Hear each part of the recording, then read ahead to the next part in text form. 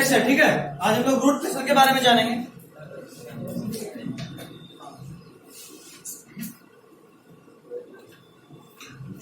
और root pressure लिखिए, the pressure exerted by root, फटाफट हेडिंग डालो, root pressure, root pressure, the pressure exerted by root, the pressure exerted by root on the water in the xylem column, on the water in the xylem column, on the water in xylem column, on the water in xylem column is called root pressure. It's called root pressure. It's called root pressure. आज कोई new student भी है? अच्छा, क्या नाम है तुम्हारा? आशीष। पहली बार से मिला? आज तुम्हारा पहला दिन? अच्छा, दिन ही पहला, हम तो अभी से पहले कभी यहाँ क्लास में? अच्छा, 2 दिन हुआ। तो रूट प्रेशर आप समझ लिए कि रूट जो जाइलम कॉलम के वाटर पे जो प्रेशर लगाता है उसको क्या बोलते हैं? Root pressure. एक्चुअली ये थोड़ा डिटेल फिनोमेना है, हम थोड़ा सा बता देंगे डिटेल में, याद मत कीजिएगा, बस सुन लीजिए।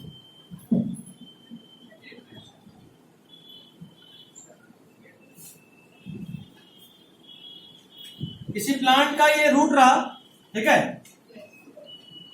एक्चुअली में इस सॉइल के अंदर बहुत सारा वाटर मॉलिक्यूल अवेलेबल है ना। सॉइल में बहुत सारा पानी है, लेकिन वो पानी लिक्विड के फॉर्म में नहीं, मॉलिक्यूल्स के फॉर्म में अवेलेबल है। अगर लिक्विड के फॉर्म में होता तब तो भीगता होता है ना, मिट्टी देख के लगता कि बह रहा है, बात तो है नहीं, जमा होता है। कायदे से ये होता है। आप लोग अच्छा थोड़ा सा बेसिक्स में बात कर लें। ऑस्मोसिस का नाम तो सुने ही होंगे। क्या होता है मतलब? Water high the movement of water from high concentration to the low concentration to the semi-permeable membrane. It's called osmosis. Next year, sir. Movement of water from higher concentration to lower concentration is called osmosis. अच्छा, किसका ज्यादा concentration, पानी का या solute का?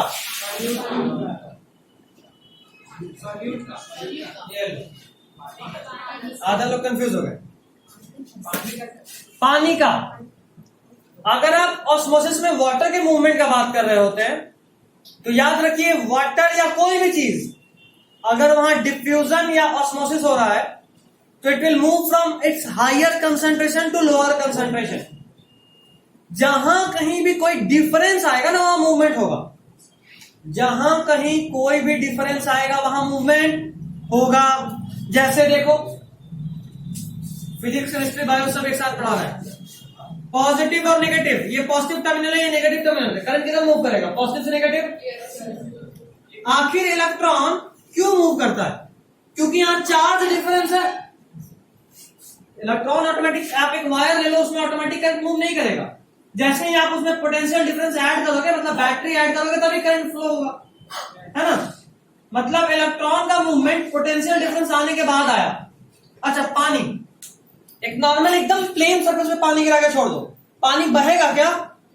नहीं। लेकिन अगर कोई स्लैंटिंग सरफेस है, मान लो पहाड़ है ऐसा, और आपने यहां पानी गिराया, ऑटोमेटिकली मूव करेगा। क्यों? यहां का पोटेंशियल एनर्जी कुछ और है, यहां का पोटेंशियल एनर्जी कुछ और है, एनर्जी डिफरेंस आया, मूव करेगा। मतलब ये हायर से लोअर जाने कोई नया चीज नहीं है। जहां कहीं भी डिफरेंस क्रिएट होता है तब उस डिफरेंस को फुलफिल करने के लिए हमेशा ही एक मूवमेंट होता है।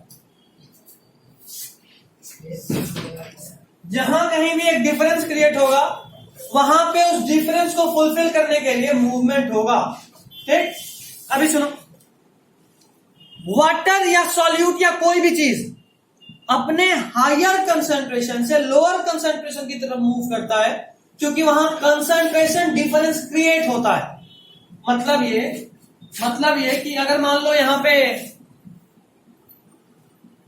एक बीकर है ऐसा,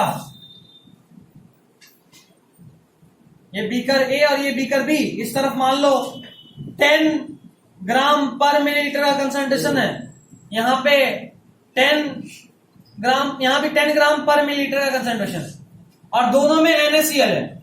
क्या ये NaCl एक तरफ से दूसरी तरफ जाएगा?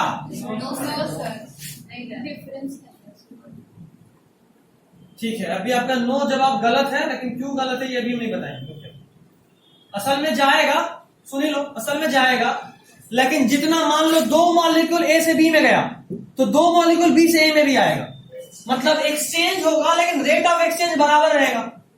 मतलब ये मान लो इस रूम में 10 बच्चा, बगल वाले रूम में भी 10 बच्चा, तो कायदे से किसी रूम में अधिक बच्चा या किसी रूम में कम बच्चा तो है नहीं कि आप एक बच्चे को उठा के इसमें डाल दीजिए ताकि बराबर हो जाए।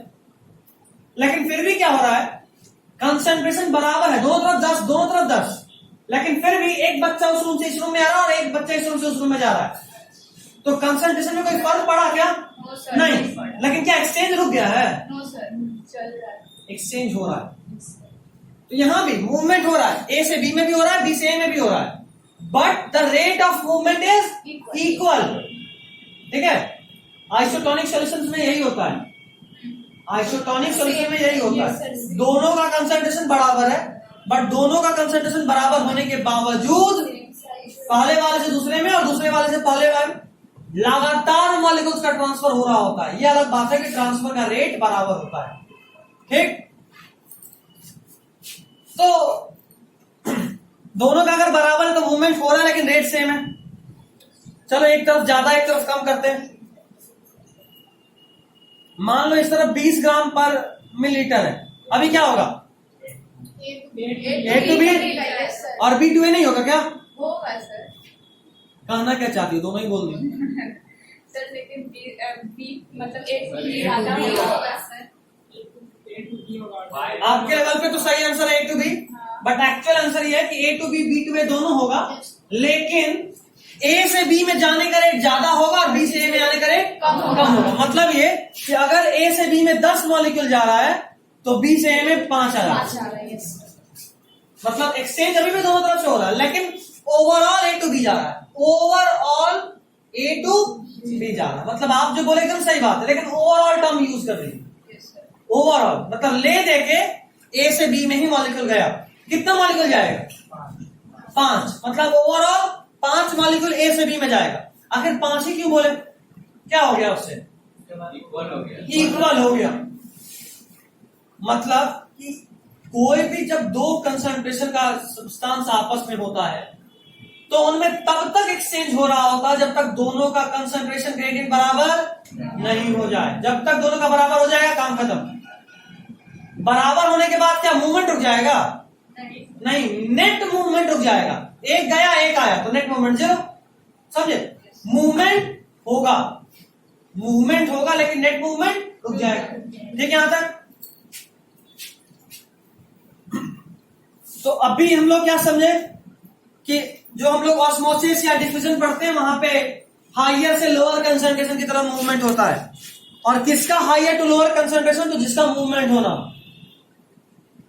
कोई भी चीज अगर अपने हायर कंसंट्रेशन से लोअर कंसंट्रेशन की तरफ जाएगा तो उसको क्या बोलेंगे? डिफ्यूजन। कोई भी चीज अगर अपने हायर कंसंट्रेशन से लोअर कंसंट्रेशन की तरफ जाएगा तो उसको बोलेंगे डिफ्यूजन। ये सब आप 9th में भी पढ़े हो, ये सब आप केमिस्ट्री में भी पढ़े हो। अगर बत्ती अगर जला दो तो पूरे रूम में फैल जाता है। हाँ, डिफ्यूजन। Yes sir. तो आप 9th में भी पढ़े हो, बायोलॉजी में भी और केमिस्ट्री में भी। Yes sir. हम बस रिवाइज करा रहे हैं क्योंकि आप कोविड वाले बच्चे हैं। कोविड वाले बच्चे का सिर्फ खूब मीम आता है, यस सर। है ना? तो आप लोग उसी मीम के पार्ट हैं, इसलिए हम रिवाइज करा देते हैं। हम भी एकदम वैसा ही उम्मीद रखे हुए आपसे, सब कुछ रिवाइज करा देना, बट ज्यादा टाइम नहीं दे सकते, ये भी प्रॉब्लम है। बट फिर भी आपको डाउट तो आप पूछिए, ऐसे भी टाइम पास ही करते हैं, कभी कुछ काम का बात हो जाए। खैर, तो कोई भी चीज अगर अपने हायर कंसंट्रेशन से लोअर कंसंट्रेशन की तरफ जाएगा तो क्या बोलेंगे? लेकिन अगर हम उस कोई भी चीज को फिक्स कर दें, अगर हम ये बोल रहे हैं कि अगर पानी, if water is moving from its higher concentration to lower concentration, then this diffusion is also known as osmosis. अगर पानी अपने हायर कंसंट्रेशन से लोअर कंसंट्रेशन की तरफ जा रहा है तो ये भी एक्चुअली में डिफ्यूजन ही है, लेकिन इसी डिफ्यूजन को हमने एक नया नाम दे दिया, क्या? ऑस्मोसिस। ठीक है, कोई दिक्कत नहीं। अब 3 तरह का सॉल्यूशन भी आप पढ़े होंगे, कौन कौन? Hypertonic, hypotonic, isotonic. Very good. मुझे ये बताओ कि ये तीनों नाम जो है ये सॉल्यूट के कंसंट्रेशन के रेफरेंस में है या सॉल्वेंट के कंसंट्रेशन के रेफरेंस में है?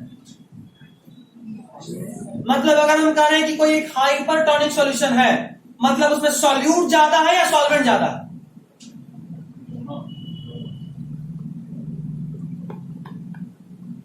बताइए। अच्छा, हाइपर मतलब हाइपर नॉर्मली किसके लिए यूज करते हैं? ज्यादा के लिए। कोई ज्यादा, मान लो कोई ज्यादा भाव करते हैं, भाई तो हाइपर कर रहा है, बोलते हैं ना। तो कहीं पे भी अगर आप बोल रहे हो टर्म हाइपर मीन्स कि आप उसको ज्यादा के फॉर्म में बोल रहे हो। कहीं भी टर्म अगर आप यूज कर रहे हो हाइपो, मतलब आप कम के टर्म में बात कर रहे हो। और अगर आप कहीं भी बात कर रहे हो आइसो, मतलब आप सेम या इक्वल के लिए बात कर रहे हो। ठीक है, यहां तक ये सारा बात हम लोग सॉल्यूट के लिए करते हैं। आप सभी लोग जानते हैं सॉल्यूशन जो होता है वो सॉल्यूट और सॉल्वेंट को मिलाकर बनता है। Solution is made up of solute and solvent. तो अगर आप जो ये तीनों नाम दिए, हाइपरटोनिक, हाइपोटोनिक और आइसोटोनिक, ये आपने किसके रेफरेंस में नाम दिया है? सॉल्यूट के टर्म्स में। मतलब अगर आप कह रहे हो कि कोई एक सॉल्यूशन, या चलो एक एग्जांपल लेते हैं, सॉल्यूट ज्यादा हो या सॉल्यूट कंसंट्रेशन ज्यादा हो? कंसंट्रेशन के लिए बात करते हैं। चलो एक क्वेश्चन न्यूमेरिकल कर लेते हैं। बायोलॉजी में भी न्यूमेरिकल फिजिक्स होता है, डरना नहीं है, हम तो सब कराते हैं। सेकेंड टर्म में आइए, रोआ देंगे। जेनेटिक्स में आइए तो इतना मैथ कराएंगे कि रोज रोज। समझ में एक न्यूमेरिकल से ही आता है, इसलिए जरूरी है न्यूमेरिकल करना। ये बीकर ए है और एक और बीकर है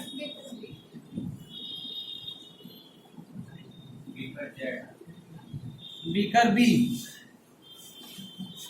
बीकर ए में 10 ग्राम NaCl है इन 100 ml ऑफ वाटर। ठीक है, और बीकर बी में 15 ग्राम शुगर है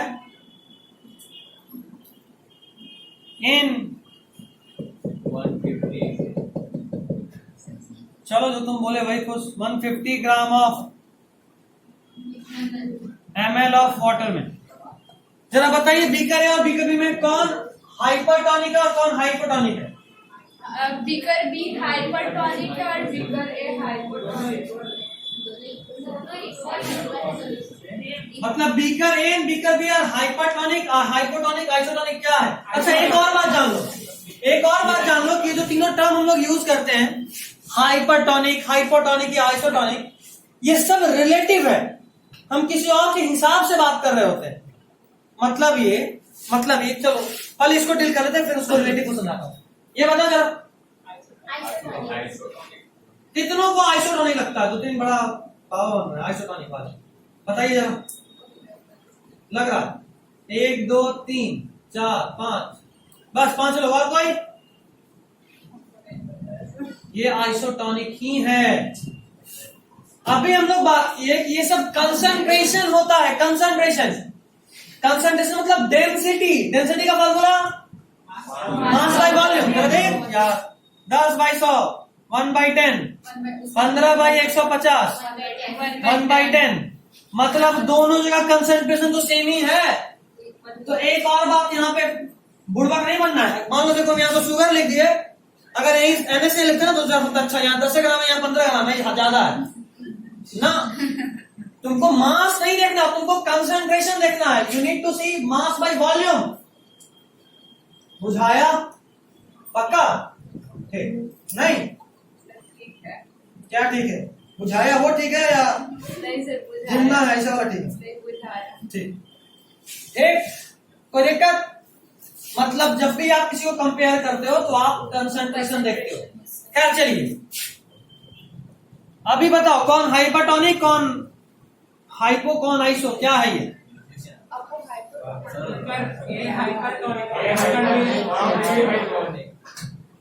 बीकर बी और हाइपरटोनिक बीकर बी।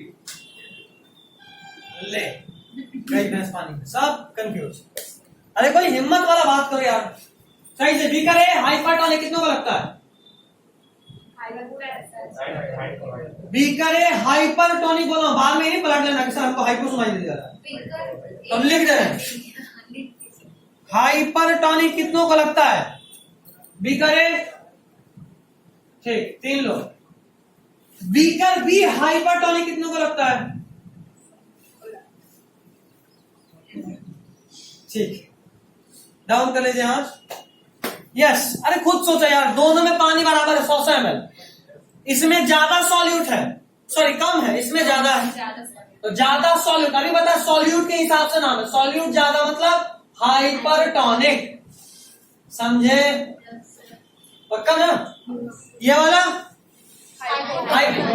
एक मिनट, अभी हम लोग बीकर बी को बोले हाइपरटोनिक, बीकर ए को बोले हाइपोटोनिक। चलो एक तीसरा बीकर लेते हैं,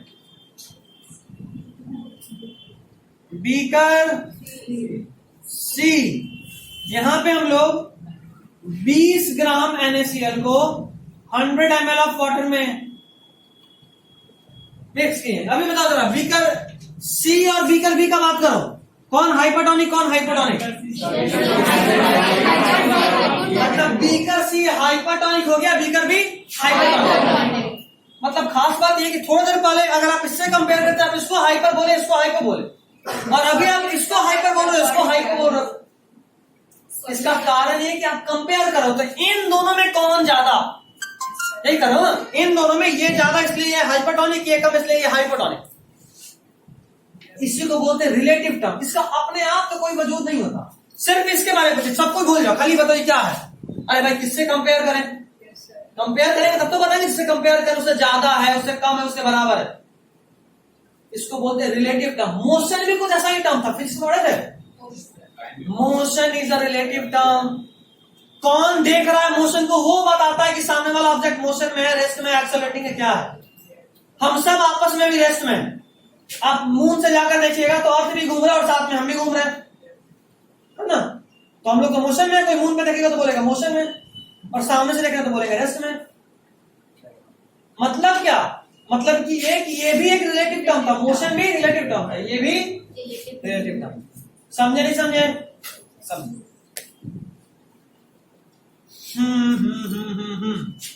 चलो ज्यादा टेंशन नहीं लेते हुए इन्हीं दोनों पे बात करते हैं। जरा बताइए, बीकर ए और बीकर बी में वाटर किधर से किधर मूव करेगा? B to A,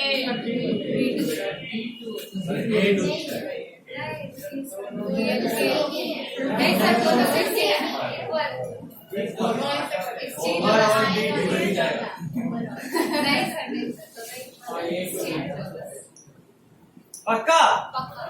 कितनों को लगा दोनों इक्वल है? अच्छा 3-4 तो खड़ा हो गया वो सब। कितनों को लग रहा है बी टू ए? तो लोग सब में था। अच्छा ए टू बी वाले कितने हैं? इकलौता। अच्छा पीछे भी एक और आया, तुम भी क्यों जी? ए टू बी क्यों तुम? हाँ सर, अगर उसको 15/100 करेंगे ना, हाँ तो 1 पॉइंट कुछ डेसिमल पॉइंट जो भी हो, हाँ ठीक है। और उसको करेंगे मतलब 1 कुछ टीचर 10 मतलब फिजिक्स साइंस का तो बहुत दूर का बात है, मैथमेटिक्स का चढ़ा है। 10/100 0.1 नहीं 1 पार्ट है 0.1 ना, 2 0.1 15/100 0.15। इसमें क्या सोचना है, इतना सोच रहे थे। बोलो अब। हाँ तो इधर तो कम है, उधर ज्यादा है, और अभी हम लोग पढ़े मूवमेंट ज्यादा से कम की तरफ होता है। आप कुछ कहना चाहोगे?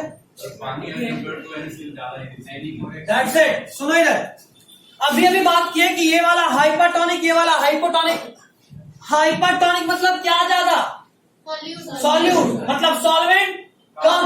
इस वाले के किसमें? सॉल्यूट कम तो सॉल्वेंट ज्यादा। और पानी का मूवमेंट पूछे ना, पानी ही सॉल्वेंट है ना दोनों में। पानी किसमें ज्यादा है और पानी कम किसमें? ये अलग बात है, ये हाइपरटोनिक है तो यहाँ सॉल्यूट ज्यादा है, यहाँ सॉल्यूट कम है। लेकिन हमको सॉल्यूट नहीं देखना, जिस चीज का मूवमेंट के बारे में सोचना, सोचो उस सब्सटेंस का अमाउंट किधर ज्यादा किधर कम, तो इधर वो ज्यादा इधर कम, तो ऐसे मूवमेंट होगा। समझे बात? मतलब हाइपोटोनिक से हाइपरटोनिक की तरफ वाटर मूव करता है। ठीक, पक्का, कंफर्म? क्वेश्चन करें आप? मतलब अब थोड़ा कंसेप्ट क्लियर हो रहा ऑस्मोसिस का। 9th में बड़ा क्वेश्चन कर लिए थे, मतलब पढ़ लिए थे, पढ़े ही नहीं थे। सिंपल सिंपल सा कंसेप्ट बच्चा लोग, तुमको पता है ये सब 11th वाला बच्चा लोग भी कंफ्यूज होता है। तुम लोग कम से कम अगर 11th में मिलना तो मत कंफ्यूज होना, वरना रोड पे भी दिखा दौड़ा देंगे सीधा। इतना सिखाया था फिर भी भूल गया, और मेरे पास तो असल प्रूफ भी है, कोई भी नहीं कर सकता कि सब नहीं बताए थे। वीडियो 3-4 जगह सेव होता है।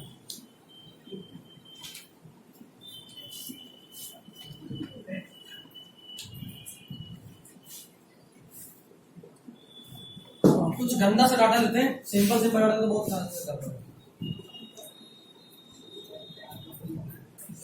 दिमाग का नहीं हो रहा नहीं।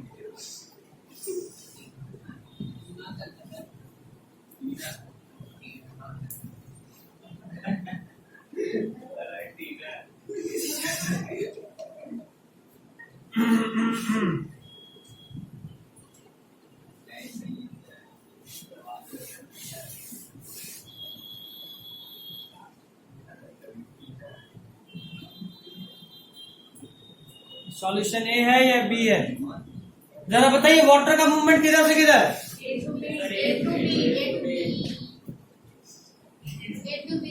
बबुआ और बबी लोग अच्छे से सॉल्व करें। सर इसमें सॉल्यूट पहले कंसंट्रेशन निकालो, अभी सिखाया कंसंट्रेशन कंपेयर करते हैं, ना कि सॉल्यूट सॉल्वेंट। पहले कंसंट्रेशन निकालो, खुद पता चल जाएगा। सर B2 है। सॉल्व कर आएगा, ठीक है।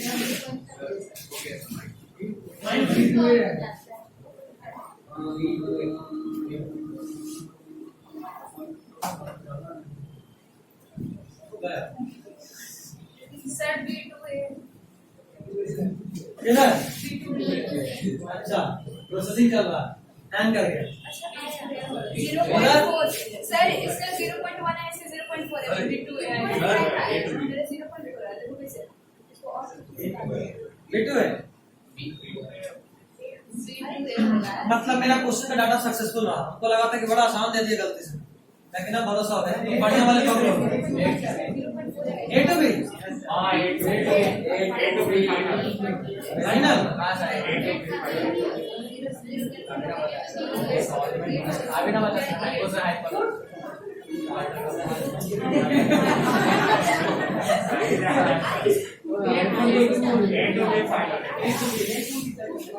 राहुल खड़ा हो जाओ। क्या करें इसमें? सामने देखो, क्या करें? अरे होगा, हम नहीं पूछे क्या करें, कैसे निकालें? A to B या B to A, कुछ भी दोनों का।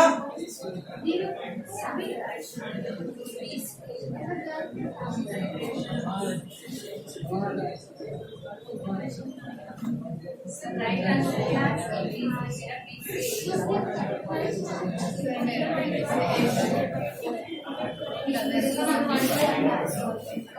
बैठो, देखो, सीखो यार तुम ऐसे। 20/200 करो। 0.1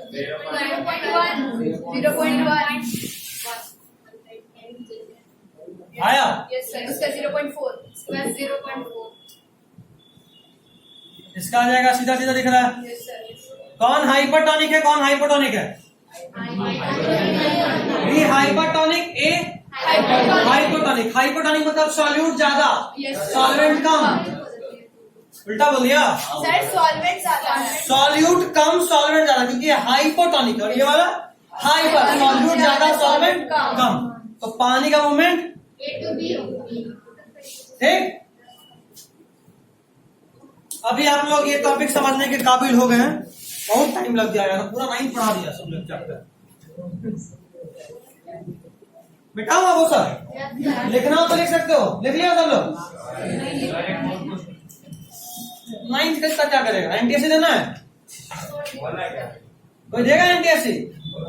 नुमान बोला था। कहाँ गया, अभी भी नहीं बताया। दे रहे हो? एनटीएससी का एक बुक आता है, कभी कभी प्रैक्टिस है?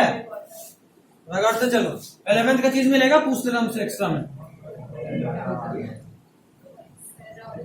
सर एनटीएससी क्रैक करने में एसएसटी का ज्यादा बड़ा रोल होता है, जो डिलीटेड था 9th में पढ़ भी नहीं किए थे।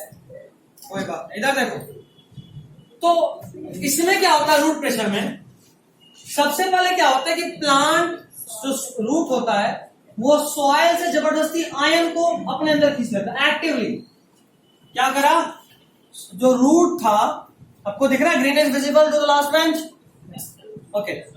रूट जो था वो एक्टिवली मतलब एनर्जी यूज करके, बहुत बार बताया हूं, Yes, दो तरह का process, active and passive.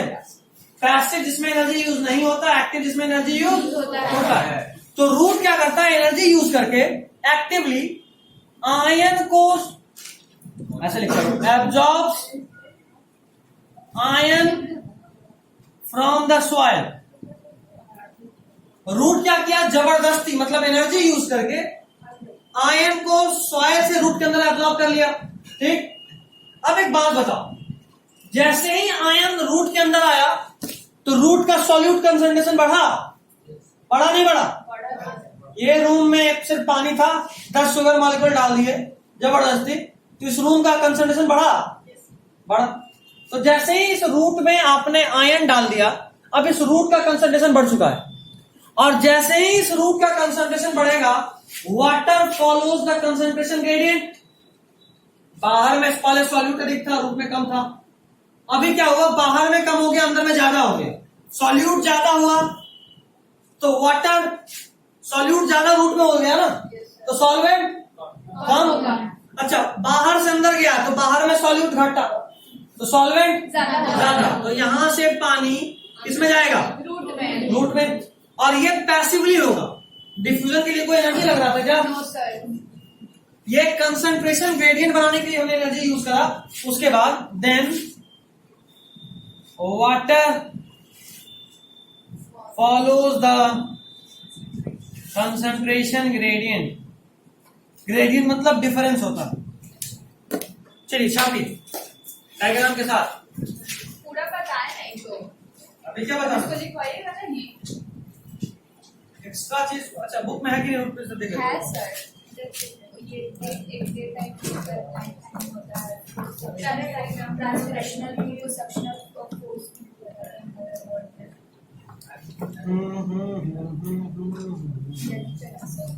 Sir एक सेकेंड, थोड़ा सा अपने वर्ड्स में भी लिखवा देता हूँ। ये लिख लो, आयन का एब्जॉर्ब करता है, उससे कंसंट्रेशन ग्रेडियंट बनता है, फिर पैसिवली बढ़ जाता है। एक्टिव और पैसिव प्रोसेस वाला एक्स्ट्रा एडवांटेज। ऐसे भी सब समझना बड़ा इजी था, कुछ भी तो नहीं समझा। अब इससे पहले तो सिर्फ 9 पढ़ा रहे थे, 10 तो 2 मिनट में हो गया। 90 हार्ड था ना सर? हार्ड नहीं था, तुम लोग गोबर छोड़ दीजिए। देखो, जब भी थोड़ा कंसेप्ट है ना, एक आध क्वेश्चन करने से कंसेप्ट क्लियर हो जाता है। ये चीज जो भी हम समझा रहे थे, कंसंट्रेशन ग्रेडियंट, सब कुछ बोल दिया, फिर भी क्वेश्चन गलती थी। और एक बार क्वेश्चन के थ्रू समझ गए तो आप गलती नहीं करोगे, अब तुम समझ गए। तो हमेशा क्वेश्चन फॉलो करो। एक बात हम फिजिक्स से भी बोलते हैं, हर कंसेप्ट के लिए क्वेश्चन, जितना क्वेश्चन उतना कंसेप्ट क्लियर।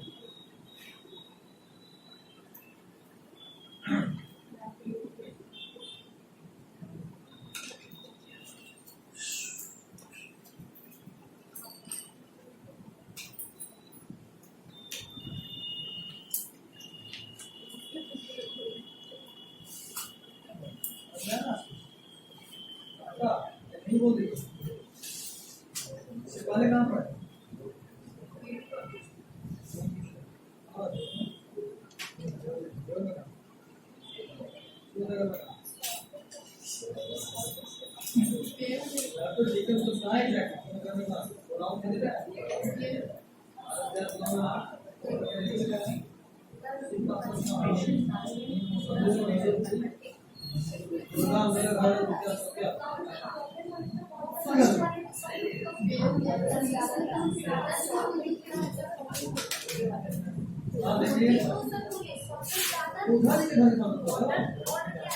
मंदिर के पीछे कहाँ है? तो मंदिर को 10 पाले लेकर जाता है।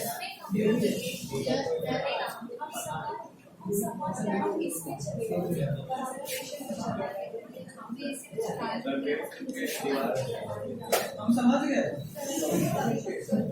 जहाँ बता रहा हूँ मेरा आना जाना। बोल रहे सर 10 मिनट कौन है? दे दियो उसको। अबे तो नहीं बना, ये तो दिया। तो कहाँ जाता प्रैक्टिकल में? प्रैक्टिकल को अलग मान। इसमें उसको क्या दिक्कत है? ये पूछना था, हमसे क्या पूछना? पूछना क्या लिखो, यार क्या लिखो, जहाँ लिखो वहाँ पूछना, जहाँ लिखो ना कंटेंट लिखे हैं कंटेंट मतलब इसमें क्या पूछना है? ये तो मुझे उससे पूछ रहा कि कंटेंट क्या टीचर को समझ नहीं आ रहा है इसका नहीं लिया नोट से लिखा ना, कुछ और लिख दिया है। तो बोला जो दिक्कत है उसके लिए मेरा नंबर दे देना। वही तो कोई दिक्कत है इस टॉपिक में समझा देंगे। डिफरेंस डिफरेंस बताया तो था।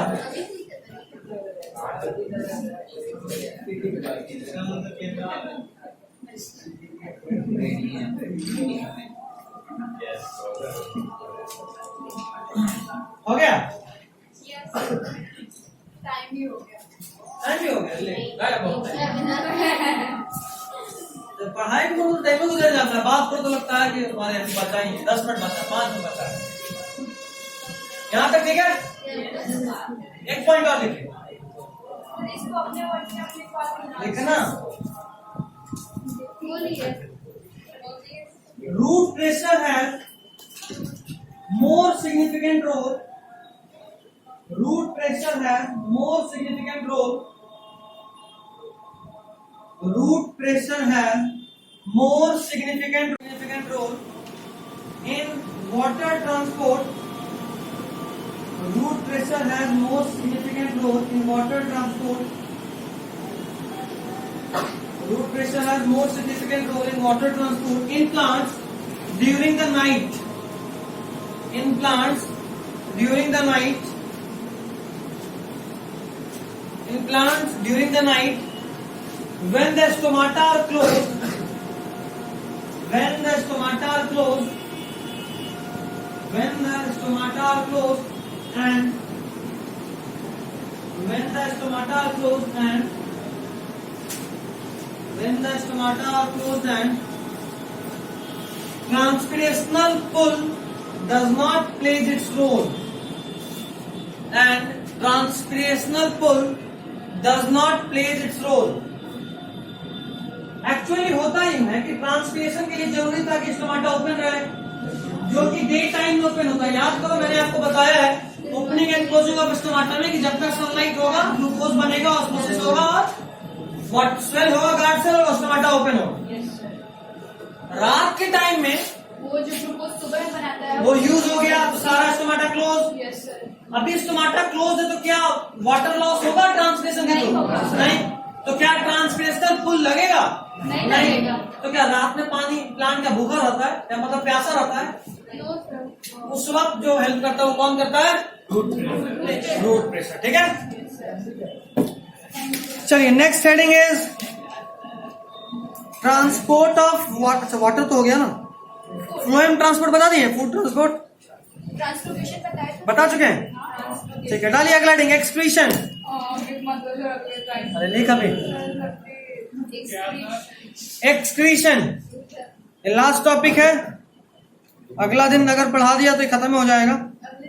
ऐसी उम्मीद बहुत कम है, वीक में एक ही दिन पढ़ाते हैं। तो ठीक है, एक्सक्रीशन अगले ही क्लास में करेंगे, बट अब मुश्किल से 2 से 3 दिन का पढ़ाई बचा है।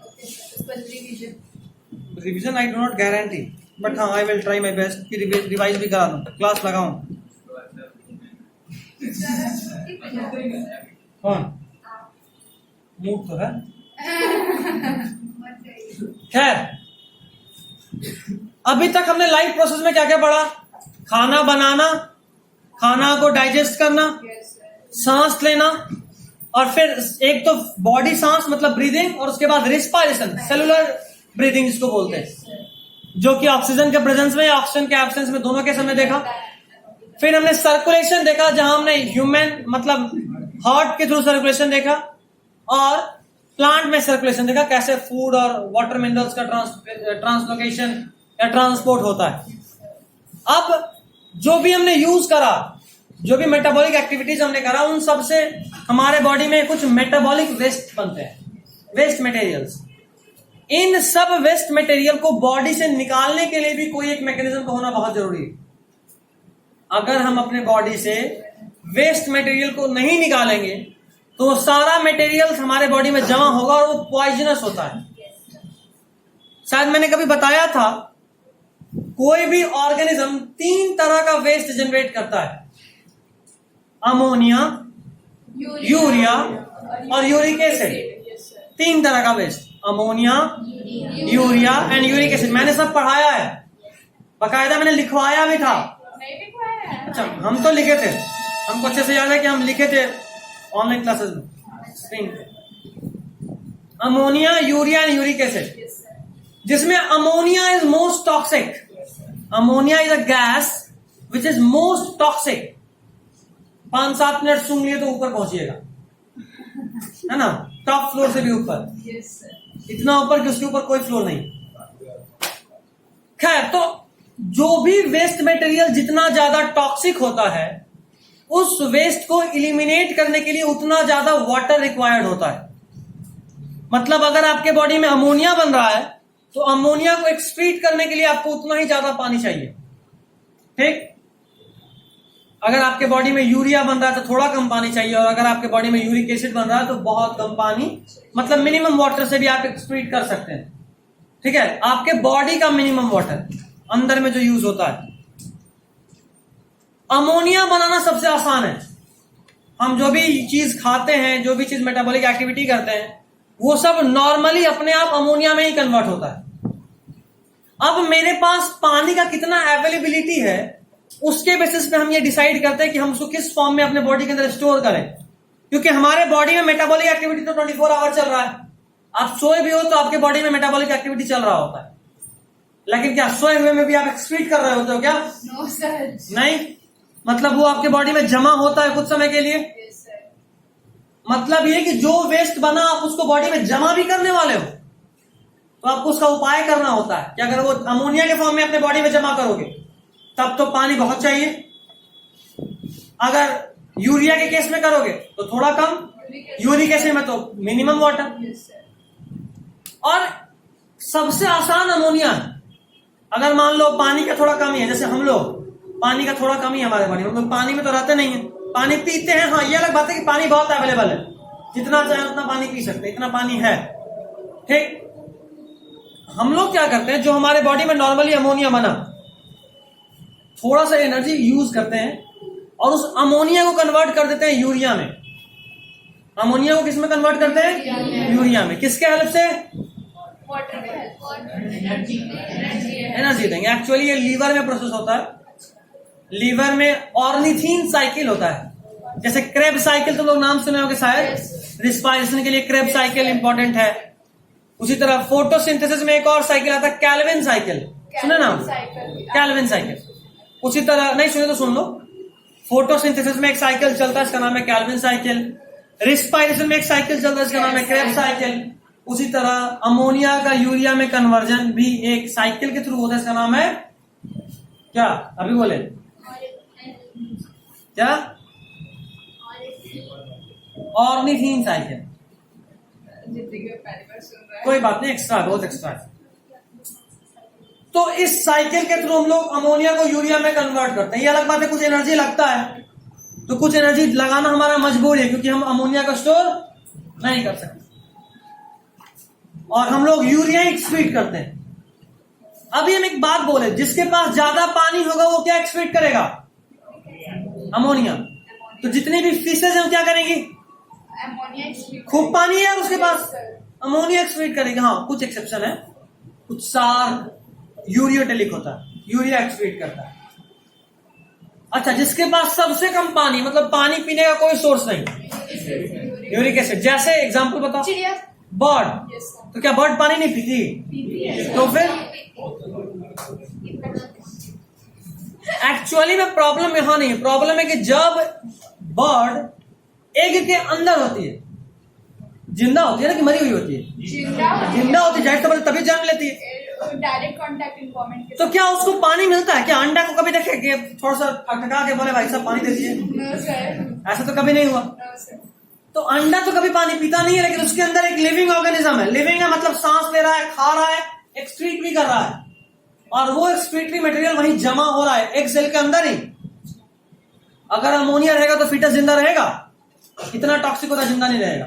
अरे यूरिया में भी जिंदा नहीं रहेगा, क्योंकि यूरिया थोड़ा कम टॉक्सिक जरूर होता है, लेकिन इतना भी कम नहीं होता कि आप 1 महीना 2 महीना जमा करके रखे हुए हैं। समझे बात? Yes sir.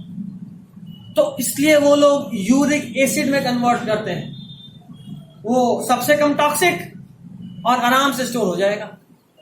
देखते हो जो बर्ड्स का फीटस होता है बहुत ड्राई होता है और बहुत कम सा होता है। कम सा मतलब वाटरी बहुत कम होता है, ठीक है? जबकि हमारा जो भी एक्सक्रीटा होता है वो वाटरी अच्छा खासा होता है।